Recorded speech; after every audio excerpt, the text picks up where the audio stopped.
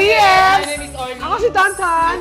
And we are your best friends! Welcome back ulit sa aming channel. And for today's vlog, ay magluluto naman tayo. Yes, syempre, at dahil nasa Isabela tayo, lulutuin natin ang kanilang local dish. Ang specialty nila ang pansit. At syempre, nandito pa rin tayo sa Hawaiian Isabela para iluto ang kanilang isa sa mga special dish, ang kanilang local dish, ang Pansit Kabagan! Ayan, ito po ang aming dish, ang Pansit Kabagan. At ang mga kasama natin para masaya tayo ngayong vlog, ang mga Bek! Joey Cesar! Yes! Sidong! Yes! Hello! Parang bumaho. Hello mga Ayan. Bek! Anton Diva! Hi, mga kabek! Mga BL! Kung hindi nyo alam, mga marunong magluto sila, si Anton ay nag-aral ng culinary arts. Short course. Eh, syempre, na-short ka din. Hindi mo nakalala si Becky Bello! Becky Bella na mag-host sa atin, si Esther! Yes, yes, na ang ating magiging host for today kasi para tayo magkakaroon ng cook-off, di ba? At kung may chef Anton Diva tayo, may holy chef tayo, si Dino! Nag-aral ba siya? Yes. Nag-aral siya. Ano pinag-aral? Witchcraft. And sorcery. Chef ka rin. Ano? Chef ka rin, Anton. Chef ka? Oo, chef ako. Chef nga. Ano chef? Chef ka rin, Anton. At syempre ang last, ang pinakamalaking chef. Yes. Shipping board. Joey, magaling na mag-uli yan. Yes. Actually, hindi pa ako nakakain ng pansit kabagan. Hindi pa rin ako nakatry makapagluto. Kaya kung off to, paano mo magiging kakampi ko? Malay mo naman yung pakampinulog ka. Yes. Paano natin malalaman ng mga kakampi natin? Magbubunutan tayo. Nakaready na yung ating BPI representative. Yes. Maraming salamat Isabel D. sa Yes! pag-help na sa atin dito. Isabel. Mayor JC, thank you very much. Thank you so much. Yes, Nice to sir. meet you. Sa ating guest na. Oo, sa City Government ng Kawayan City, Isabela, maraming salamat. So ayan, go, bimuno na tayo sino magiging kakampi natin. And of course, syempre, ang magiging host at para sa vlog na to, Becky Bello! At ang kanyang signature chika na, Esther! Okay, Bess, explain. So as a host, ako magiging pinaka-main nila for this cook-off contest dahil magkakaroon tayo ng Content. contest and content at the same Yeah. time. Yeah! So bunot na miss, ito bubunutin nila yung makakapartner nila. Dalawang member each group. Para itong Master Chef. 1, 2, 3. Yes. Master Chef Kawayan. Master Cooking Chef Bex Edition. Yeah. 1, 2, 3. Didong! Joey. Parang Parang ganun lang eh. Alam, nagpipray ko sana si Didong, sana si Didong! Simulan na natin ang ating Kuka!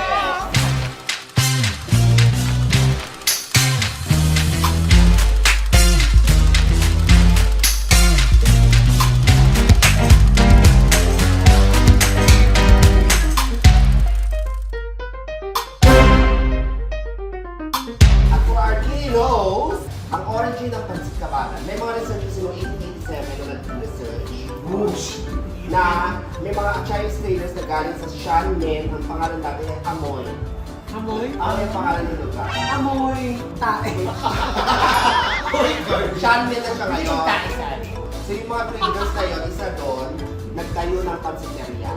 Sa Bustina. So nagluto sila ng Pansit Kabagan na ang gawa ng homemade noodles siya. Hand-cooled noodles. ganun. Yeah, so yun, yung pre-World War yun nangyari. World War I, nasira yung pansiteria nila, so nagtayo yung anak nila ng bagong pansiteria. Yes, so yun yun. Napaka-trivial naman yung Yes, napakatalino. Tsaka ang dami niyang bigot. Siyempre ba, let's start with this kasi lahat naman ng niluluto ay nagsisimula sa bawang at sibuyas. Okay, my partners, bahala na kayo kung sino bibigyan nyo or i-assign nyo kung sino mag-iiwan ng sibuyas at sino mag-iiwan ng bawang. Kasi alam naman natin, meron mga iba na sensitive sa sibuyas, napapahiya. Oh, ikaw may sibuyas na to. Kasi hindi sa sensitive, hindi sila pwede maglaban ng sibuyas. Depends on the body also. At dahil na ito ay contest, kailangan lalagyan natin ng very light challenge. Gagawin natin to in only 20 minutes. Doon natin malalaman ang mahusay kung paano talaga kayo sumukat ng tamang lasa. Ito. Kabagan. Kapatid yan ni Gordon Ramsay. Sino siya? Elizabeth Ramsay. Ayaw ba ng Gordon of the Way? Ready? Mga best! Are you ready? Ready! Okay, let's start this Cooking Fest contest! Go, mga best! Go, Vito. As a mention ni Kitties para sa kanyang trivia, kasi naman as you all know na ang pansit talaga ay galing sa mga Chinese. At naasam yung mga Filipino culture at pagkito ng Chinese. Actually, marami tayong pansit style sa Pilipinas. So, pero dito tayo sa Kawayan, kaya ang lulutuin natin ay pansit Kawayan. At dahil kasama natin si Miss Anton, tatawagan na siyang Pansit Anton! Yes! Si Tonton actually ay marunong siya magluto pero pinipili ang niluluto niya. Kaya parang pinapaubayan niya na ang kanyang pagluluto kay Igado. Lahat sila halos ay marunong magsipagluto. Even naman ako pero syempre kailangan natin ng host master dito sa ating cooking fest. So ako na aside. Yes, at eto na nga, ang nakakaloka, yung magluluto, siya rin yung iluluto. Amazing! So, nakikita nyo naman, Tonton! na ano tayo, sila po yung gamit nila, tayo induction tayo dalawa ni Kitty. Yan. Pero nakakaluto din naman ito. Pero parang mas sanay si Didong sa akin. Oo, lahat talaga ng aswang. Tingnan mo pag naghalo siya. Tingnan mo mag-ano ka.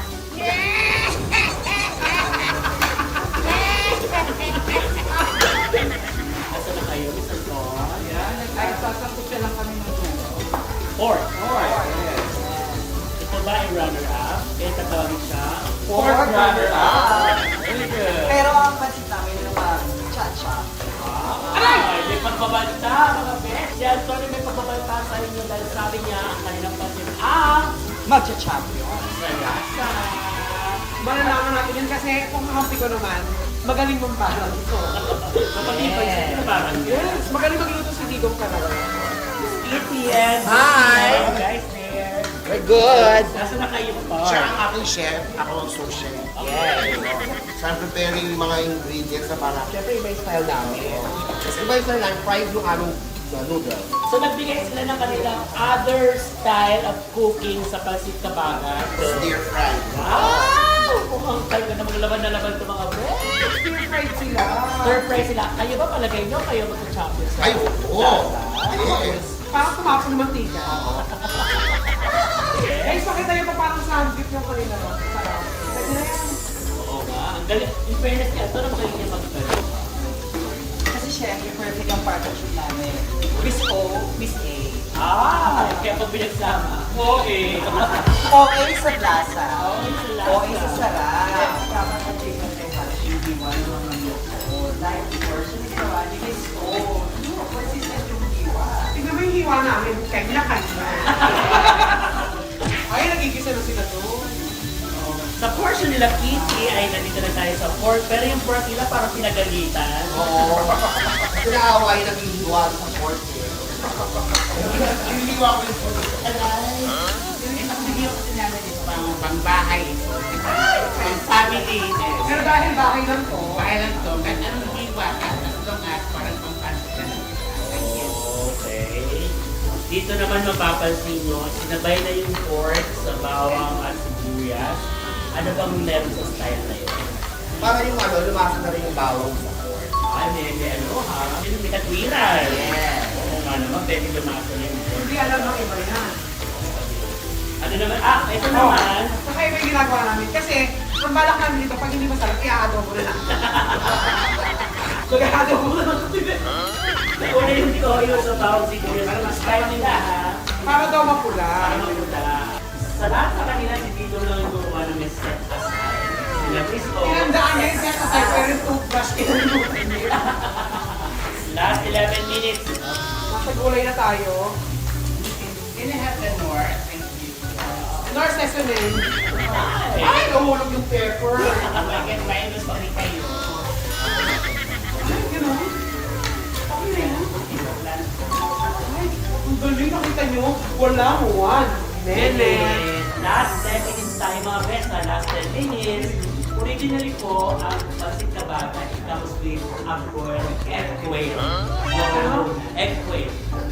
Quail egg quail. Ano yun yung egg quail? Halos sabay na sila nagpapakulo. Ang feeling ko yung dalawa, hindi nila nilalagay kulay or titidong naman. Sineparate na ulit kung kanyang kulay. Nandun na siya sa Mickey Bighorn noodles. Next, we have only 8 minutes to go, mga best!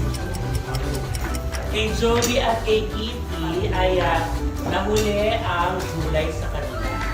Mukhang nakakauna ng konti sila Miss Fordy at saka si Anton. Okay na po kami. Okay na po sa inyo. Malaban.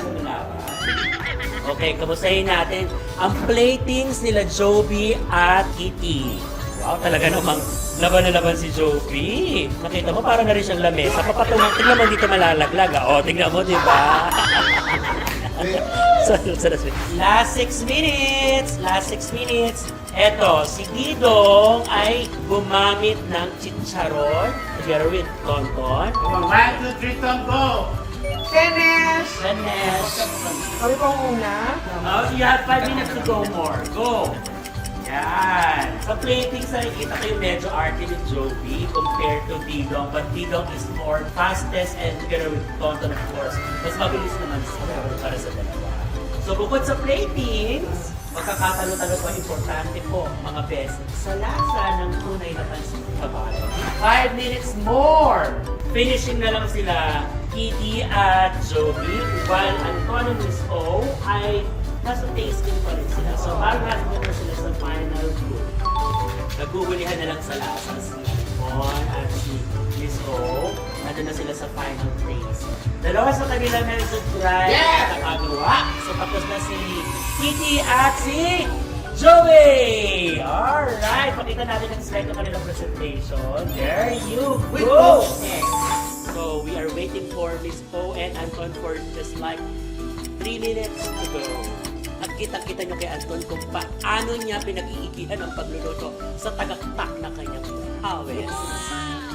Hands up! Okay, tapos na ang oras natin mga best. Kaya naman, ipiprepare naman natin to the other table, yung kanilang mga ginawa with our judges na talagang at originally living here sa Kawayan, Isabela. Kaya alam nila yung tunay na lasa. Oo.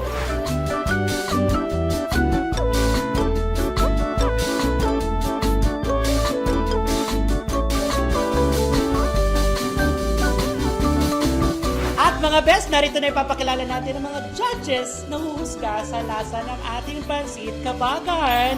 At pakilala na natin ang ating mga dietitian, founder ng DepEd at ng Department of Agriculture. Yes, sila ang nagpapalago ng tunay na malalaking tilapia sa Pilipinas. Tonton at si Dino ang nauna sa ating labanan sa pag-prepare ng pancit kabagan at itinigil na to sa ating napakaliliit na mga burado. Pili ko kulang sa kanila yung tikim. Kukulang, feeling ko kukulang kasi kakaunti. Nakita mo kung malahati agad yung isa. Maging na iga, ako sinasabi sa inyo, maging mapagbigay kayong tapos. Yung dagdagan yung patience nyo, hindi masarap. Tigaan nyo na lang makalamansi. Actually sa akin kasi kaya branch lang lahat yan. Kulay para magkinain, branch. Lunch na din. Parang half cook. Ang sarap kayo na Yeah, so naman. Small no? Yun naman, nagagalaiti. Yung isa parang, tinasa doon nakita nyo, nagtitiis na Ano na lasang dito?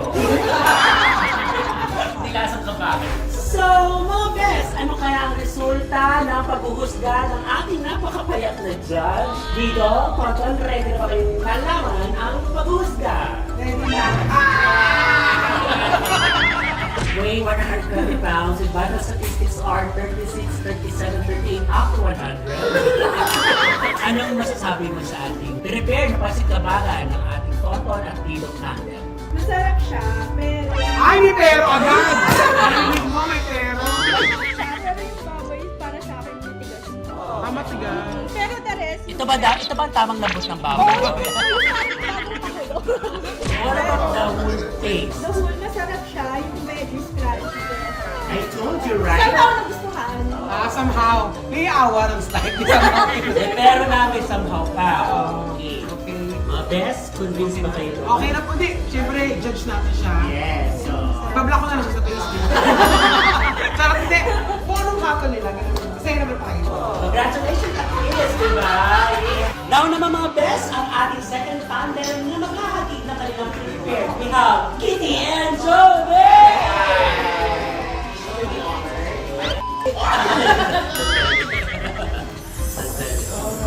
Yung poached eggs and stir-fried noodles. Mas ano siya, contemporary, mas modern. Okay, so malampagan natin yan. Kung makukuha nila yung salitang modern and contemporary twist kasi lasa, hindi nila. Okay, judges, please taste it. Pero ko muna ang ano ninyo, syempre. Ay, taray, may ganito lang presentation.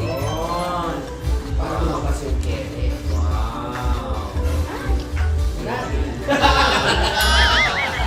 Pero bilang isang kinakawayan din po, madam, di ba, normally ang pansig kabagan ay may sauce. Yes. So, how is it now? Because dahil yan ay stir-fry preparation. Actually, panibago siya sa sa panlasa ko kasi ngayon ko lang na-experience yung crunchy yung texture niya. Just kasi usually malambot siya eh. Tapos kapag tumagal, sinisip-sip niya yung sauce kaya nagiging saucy siya. Narinig yung mga bes. Yes! Feeling ko may edge kami kasi taga-kawayan ko yun. Paano din sir? Parang din nag-kawayan. Mga kapatid ko yan, oh. Muna yung Teletubbies. Kasi si Tonton. Miss Jamie, bilang kayo po ang huhusga sa portion ni Kitty at ni Joby, sa palagay niyo po ba yung lasa kamusta?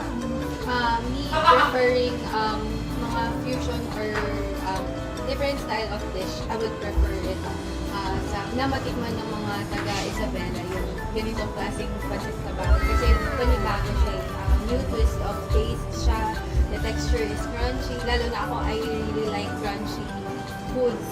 So yun. So, almost perfect yata yung nakuha na natin. Group 2 with Joby and Kitty, mga best! Guys, wait lang. Ang usapan natin, sisiraan natin yung ibang pagkain. Ito, parang natatalo kami. Masarap lahat eh. Masarap ba? Okay, sorry.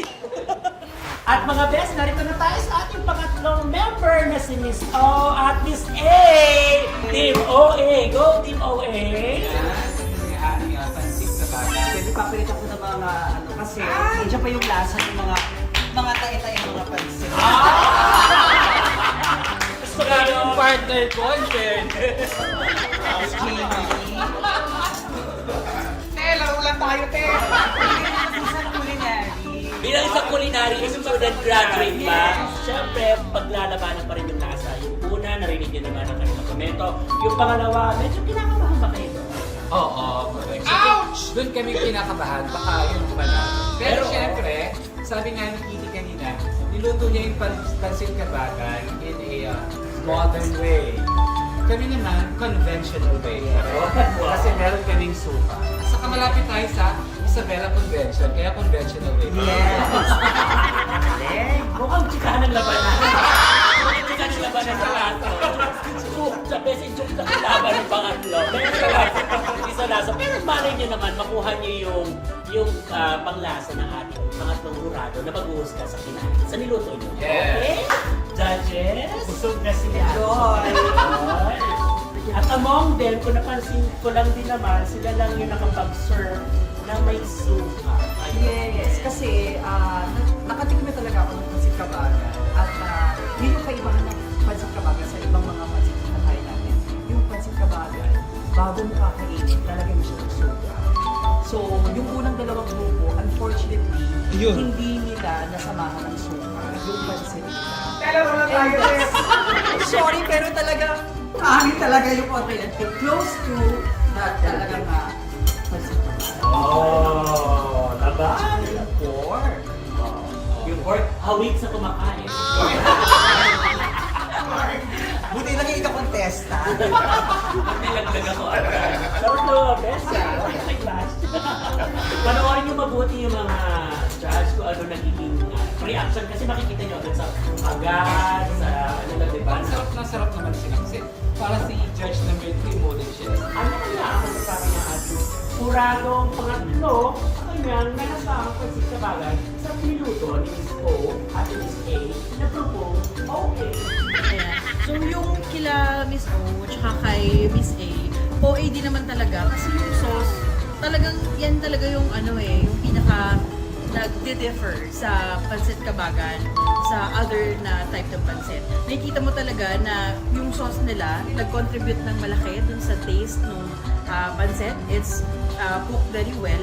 Although, pag kinain mo siya, tinry ko siya kainin ng yung pansit lang and with the suka. Nakita ko kasi tinimplahan din nila yung suka kanina. So, hindi lang siya basta suka, may sarili siyang talaga nag-complement dun sa pansit. So, I think it's OA sa sarap din. Okay, mga best! At natapos na lang ang komento ng ating mga judges. At kaya ng mga best, tawagin na natin ang ating unang grupo starting with pair number 1. Tonton and Didong! Joby and Kitty! Masangkot na yun. Anton and Miss O! Yay!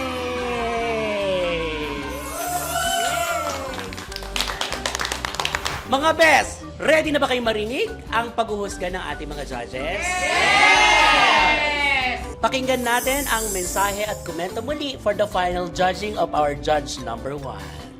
For me, the closest to pancit kabagan talaga ng Isabela is the number 3 with the sauce on the side and also the texture of yung pagluluto ng pancit kabagan. So, for me, number 3. Okay, may pag-asa pa, may dalawa pang judge. What about our judge number 2? Kasi doon tayo sa small, medium, and charot lang. Lahat naman masarap, pero let's see kung sino ang mag-i-stand out. For me, it's number 3. Number 3. This is it, the final and the overall result for this healthy competition ng ating pansit kabagan dito po yan sa Kawayan City, Isabela. Judge number 3. Ayan. So, kanina, nag-discuss kami tatlo. Kasi syempre, Wala pa. ayun, iba-iba yung atake kasi nila. Medyo, din sa amin yung number 2. Kasi, kakaiba yung stir-fried na pansit kabagan. So, that's a different kind of parang atake nila dun sa pagluto ng pansit kabagan. But of course, ang usapan naman talaga is kung ano yung nalalapit sa lasa. So, I think we all agree na ang winner for tonight is number 3. Sabi na, bakit itabi yung ito? Miss Gay, May maraming salamat sa inyo. Congratulations pa rin sa lahat. Sabihin lang pala ako. Okay. Siyempre, di ba ang pansit kabagan is Ilocano dish? Bisaya kasi yun. Kaya natalo. Masarap. Mas masarap sana yung pansit nila dito kung may placenta yun. Wala kasi walang 12 years old. Ay, salamat sa mga judges natin. And of course, gusto natin pasalamatan ang ating mga nakasama ngayong hapon sa ating vlog. Of course, Didong Dumagat, Joey Singson, and Anton Diva, and our host, Becky Bello! Ay, nyo naman ako sa YouTube ko, ha? Becky Bello. Subscribe. Hey, Yes. ano tayo? Ready sa lahat? Ang tunay na pansit kabagan. nalungkot si Anton kasi gusto niya talaga yung service ang premyo. Maraming salamat and of course, Mayor JCD. Yes! Thank you, Isabel! Thank you, Isabel! Thank you!